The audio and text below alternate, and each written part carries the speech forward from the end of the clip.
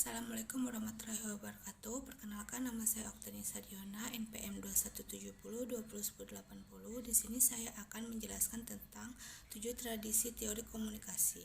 Ada tradisi semiotik. Semiotika merupakan studi tentang tanda-tanda. Tanda adalah bagian dari sebuah kehidupan dan memiliki makna tertentu. Makna yang disampaikan tercapai jika kita berbagi bahasa yang umum seperti dalam proses komunikasi. Kita berbagi informasi mengenai pengalaman yang kita telah alami. Tradisi ini menunjukkan bahwa apa yang kita anggap alami dan jelas perlu dipertimbangkan dalam sebuah konteks.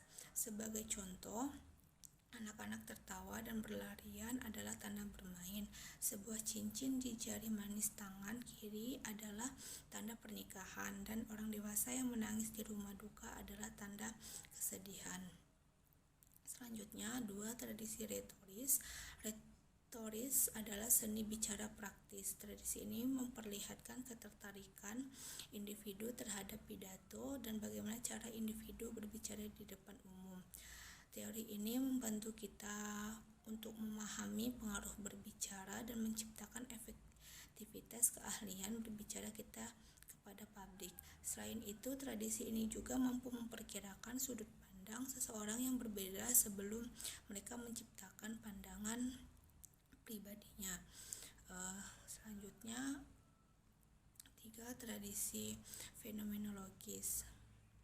Tradisi ini merupakan bentuk aktivitas sehari-hari dalam sebuah kehidupan.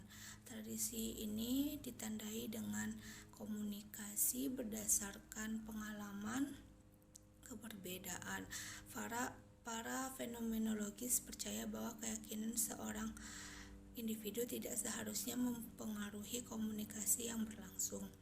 Banyak ide fenomenologis yang bermasalah dan berkaitan dengan keragaman, identitas, kelas, seksualitas, dan agama.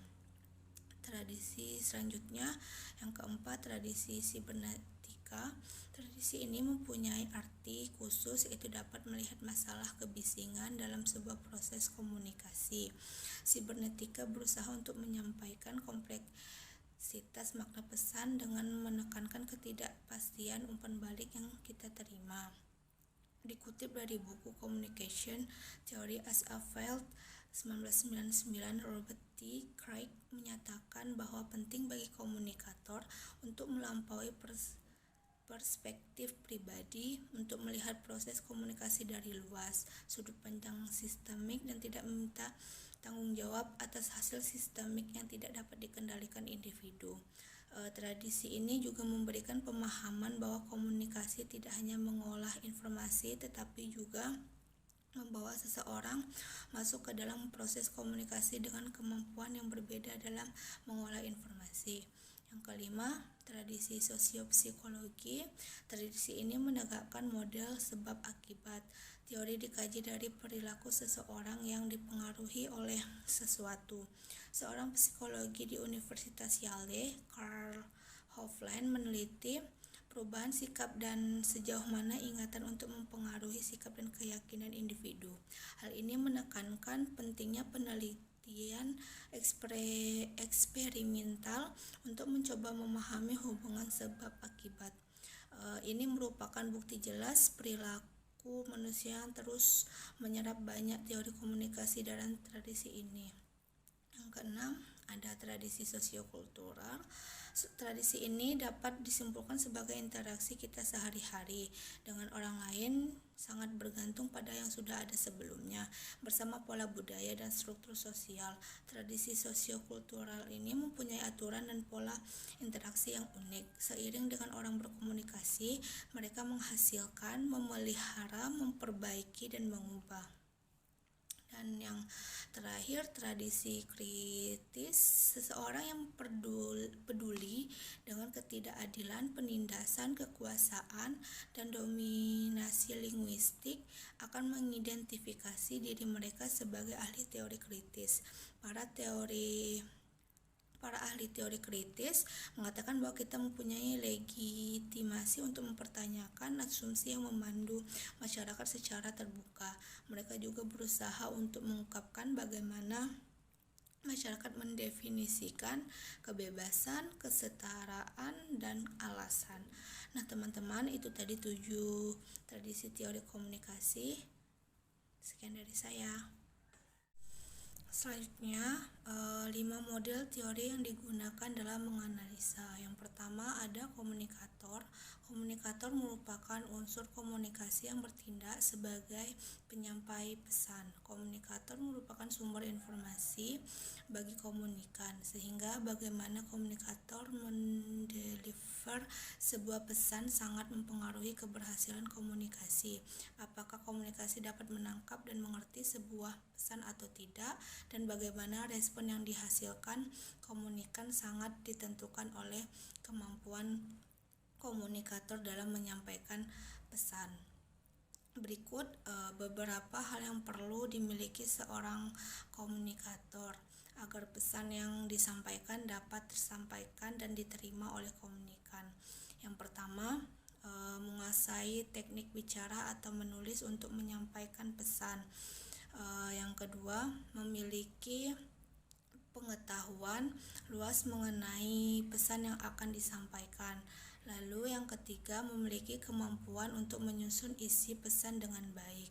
Selanjutnya, 2, ada pesan, di mana pesan merupakan ide, informasi, atau berita yang ingin disampaikan komunikator kepada komunikan.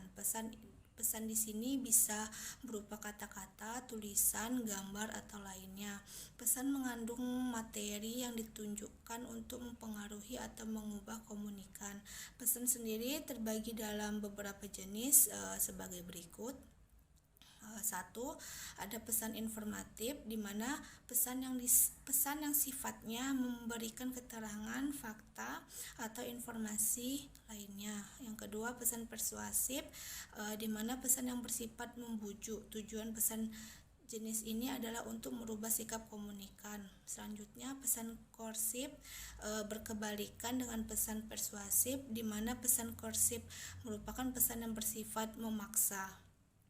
Nah, selanjutnya 3, media komunikasi, di mana merupakan sarana atau saluran yang digunakan oleh komunikator untuk menyampaikan sebuah pesan.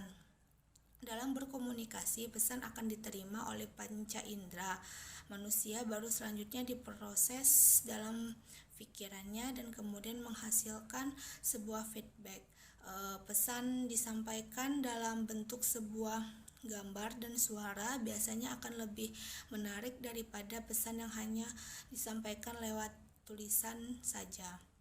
Media komunikasi dikelompokkan ke dalam 2 kategori, yaitu yang pertama ada media personal, di mana media personal merupakan media komunikasi yang digunakan oleh 2 orang yang berkomunikasi secara personal atau pribadi. Selanjutnya ada media massa, di mana merupakan media komunikasi yang digunakan untuk mengkomunikasikan pesan kepada masyarakat luas. Yang keempat ada komunikan, di mana komunikan merupakan penerima pesan, pihak yang menjadi sasaran komunikasi, target yang ditentukan oleh komunikator untuk menerima pesan yang disampaikannya. Komunikan bisa seorang individu, kelompok, organisasi, atau lainnya. Komunikan mempunyai tanggung jawab untuk dapat memahami apa yang disampaikan komunikator kepadanya. Untuk itu, seorang komunikan yang baik harus memperhatikan apa yang disampaikan komunikator dengan baik.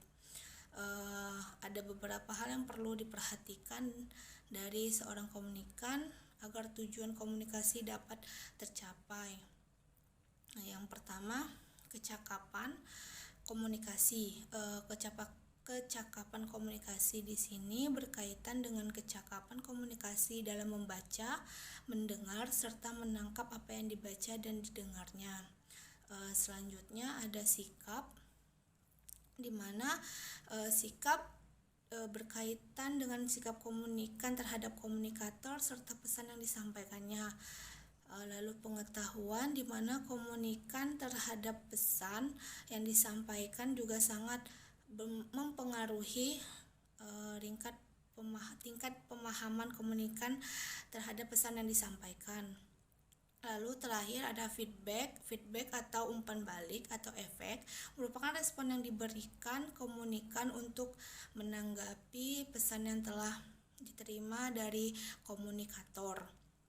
Sama seperti keempat unsur komunikasi yang telah disebutkan tadi, feedback memegang peran penting dalam tercapainya tujuan komunikasi. Feedback dari komunikan akan mengukur apakah komunikasi berjalan dengan baik, apakah komunikasi memahami pesan apakah komunikan memahami pesan yang disampaikan, dan apakah tujuan komunikasi tercapai atau tidak. Nah, teman-teman, itu tadi beberapa penjelasan dari saya akhiri. Wassalamualaikum warahmatullahi wabarakatuh.